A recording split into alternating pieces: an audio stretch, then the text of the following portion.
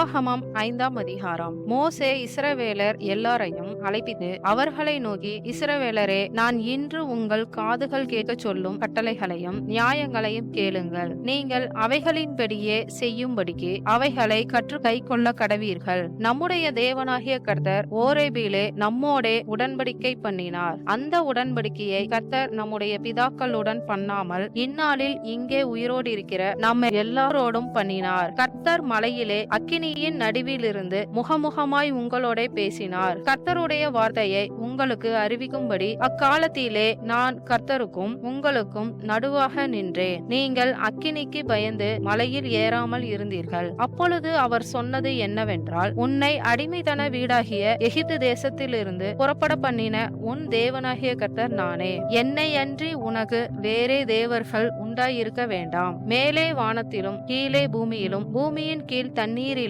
உண்டாயிருக்கிறவைகளுக்கு ஒப்பான ஒரு சுரூபத்தையாகிலும் யாதொரு விக்கிரகத்தையாகிலும் நீ உனக்கு உண்டாக்க வேண்டாம். நீ அவைகளை நமஸ்கரிக்கவும் சேவிக்கவும் வேண்டாம். உன் தேவனாகிய கர்த்தராயிருக்கிற நான் எரிச்சலுள்ள தேவனாயிருந்து என்னை பகைக்கிறவர்களை குறித்து பிதாக்களுடைய அக்கிரமத்தை பிள்ளைகளிடத்தில் 3ஆம் 4ஆம் தலைமுறை மட்டும் விசாரிக்கிறவராயிருக்கிறேன். என்னிடத்தில் அன்பு கூர்ந்து என் கற்பனைகளை கை கொள்ளுகிறவர்களுக்கோ 1000 தலைமுறை மட்டும் இரக்கஞ்செய்கிறவராயிருக்கிறேன். உன் தேவனாகிய கர்த்தருடைய நாமத்தை வீணிலே வழங்காதிருப்பாயாக. கர்த்தர் தம்முடைய நாமத்தை வீணிலே வழங்குகிறவனை தண்டியாமல் விடார். உன் தேவனாகிய கர்த்தர் உனக்கு கட்டளையிட்டபடியே ஓய்வு நாளை பரிசுத்தமாய் ஆசரிப்பாயாக.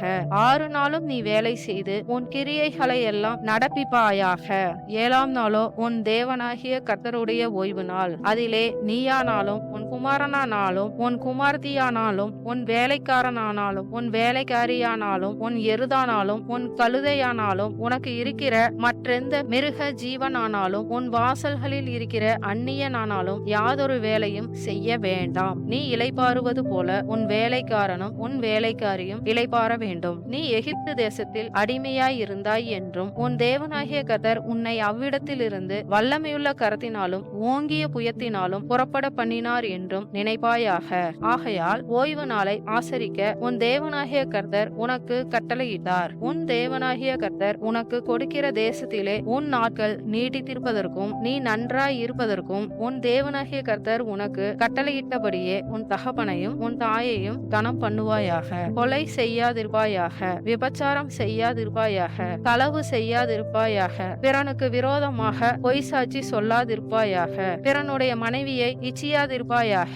பிறனுடைய வீட்டையும் அவனுடைய நிலத்தையும் அவனுடைய வேலைக்காரனையும் அவனுடைய வேலைக்காரியையும் அவனுடைய எருதையும் அவனுடைய கழுதையும் பின்னும் பிறனுக்குள்ள யாதொன்றையும் இச்சியாதிருப்பாயாக என்றார். இந்த வார்த்தைகளை கர்த்தர் மலையிலே அக்கினியிலும் மேகத்திலும் காரிருளிலும் இருந்து உங்கள் சபையார் எல்லாரோடும் மகா சத்தத்துடனே சொன்னார். அவைகளோடு ஒன்றும் கூட்டாமல் அவைகளை 2 கற்பலகைகளில் எழுதி என்னிடத்தில் கொடுத்தார். மலை அக்கினியாய் எரிகையில் இருளின் நடுவில் இருந்து உண்டான சத்தத்தை நீங்கள் கேட்டபோது கோத்திர தலைவரும் மூப்பரும் ஆகிய நீங்கள் எல்லாரும் என்னிடத்தில் வந்து, இதோ நம்முடைய தேவனாகிய கர்த்தர் நமக்கு தம்முடைய மகிமையையும் தம்முடைய மகத்துவத்தையும் காண்பித்தார். அக்கினியின் நடுவிலிருந்து உண்டான அவருடைய சத்தத்தையும் கேட்டோம். தேவன் மனுஷனோட பேசியும் அவன் உயிரோடு இருக்கிறதை இந்நாளிலே கண்டோம். இப்பொழுது நாங்கள் சாவானேன்? இந்த பெரிய அக்கினி எங்களை பட்சிக்குமே. நாங்கள் இன்னும் நம்முடைய தேவனாகிய கர்த்தரின் சத்தத்தை கேட்போமாகில் சாவோம். நாங்கள் கேட்டது போல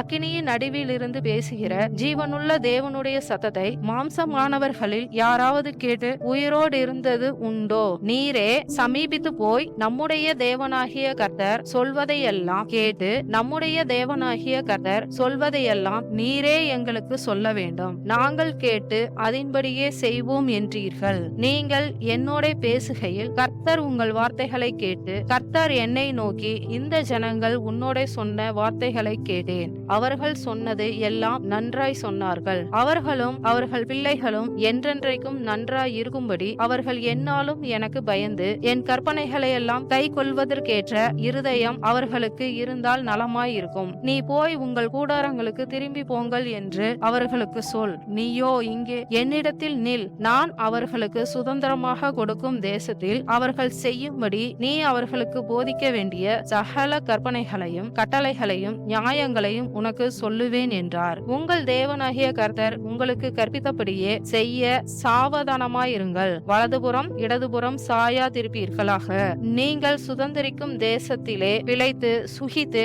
நீடித்திருக்கும்படி உங்கள் தேவனாகிய கர்த்தர் உங்களுக்கு விதித்த வழிகள் எல்லாவற்றிலும் நடக்க கடவீர்கள் என்பதே ஆமென்.